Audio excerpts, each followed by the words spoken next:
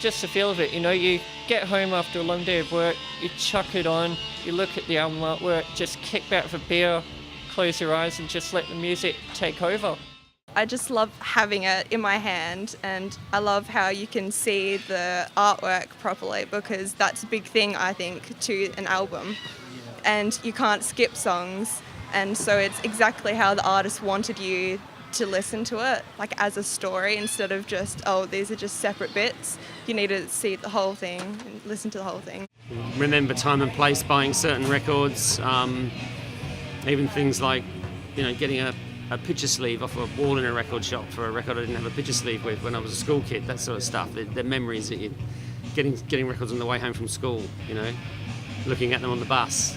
I was at a flea market with my dad, picked out Best of Bob Marley and the Wailers, and that was it.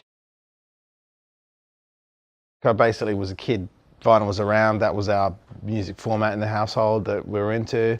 I was lucky enough to have a granddad that was did swap meets and stuff, and he bought me a small record player when I was probably around, I don't know, 8 years old or something like that.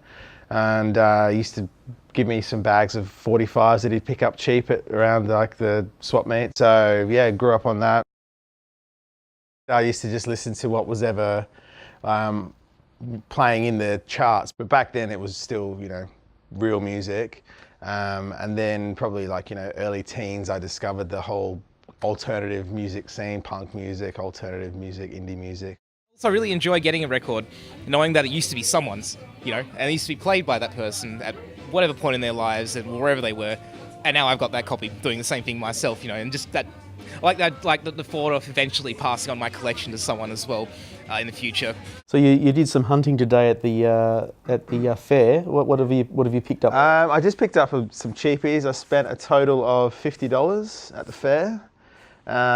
Picked out some old like 80s favourites that I had when I was a kid. So Flowers by Icehouse. Icehouse were originally called Flowers, so that was a Primitive Man, another one. Each one was $10, so you know, good buys, both in really good condition. Susie and the Banshees, another $10 buy. Can't really go past that. These 5 here for for actually $20 for the lot. So We Want Miles Davis. Definitely worth a dig to pick that one up. Some Cyndi Lauper. That's always a bit of a pop classic. Best of Osibisa, which is, you know, another bargain, you know, less than $5. So it's, you know, you can find a lot when you get out and have a look for it. Moody Blues, a little bit daggy, but Nights in White Satin was one of my favourites when I was a kid. I actually had it on 45 back in the day. Got in early, blew my budget, and walked out with some good stuff. It goes back to that hunter-gatherer sort of instinct. Like when you're out looking at a fair or at a record store, there's certain things you look for, and you kind of, you know, you don't have that instant gratification, but you get the thrill of finding something that you've been looking for, you know. A lot of people don't get it, but the people that do really get passionate about it. You kind of do have like your old school buyers, some, you know, that have been around for years, haven't really, have just carried the hobby on for a long time. You do get some quirky characters. You know, you go to a fair, there'll be parents with their kids, there'll be, you know, just all sorts of people obsessing. Some of them are obsessing about certain genres or looking for certain things. Some of them are just walking encyclopedias that know every label, that, you know, every catalogue number, everything that, you know, on a certain field or whatever.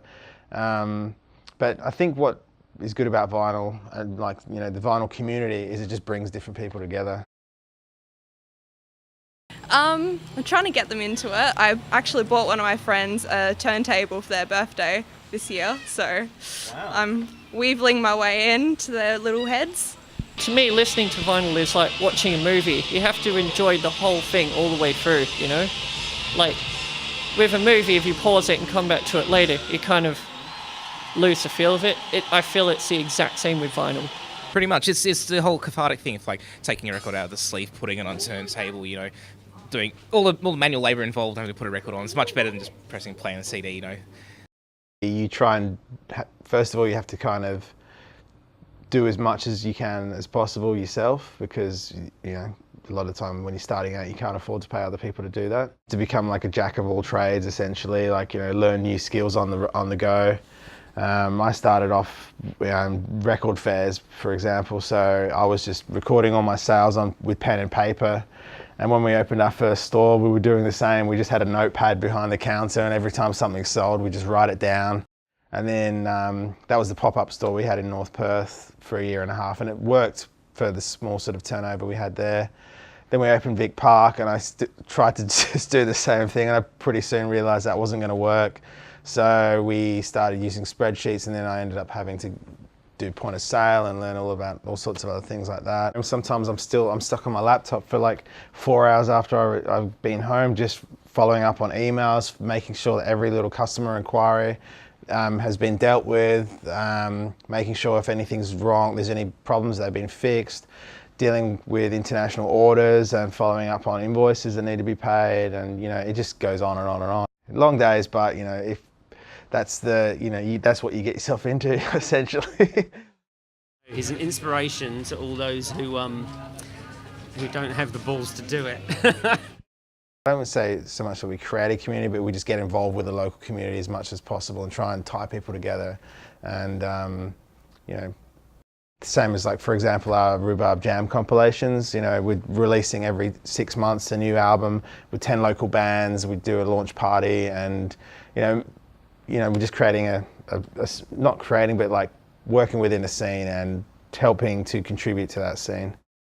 Yeah, and it's, you know, it's good for the Perth music scene. It works for us because, you know, it helps us to kind of build relationships with people, with the local music community, and get our name out there. And you know, it's something that I definitely want to keep working on and put more energy into as much as I can. And there's so much good music here, and you know, sometimes I'll be playing something and someone will go, "Oh, where's this band from?" I was like, "From Perth, like, you know, you should check them out."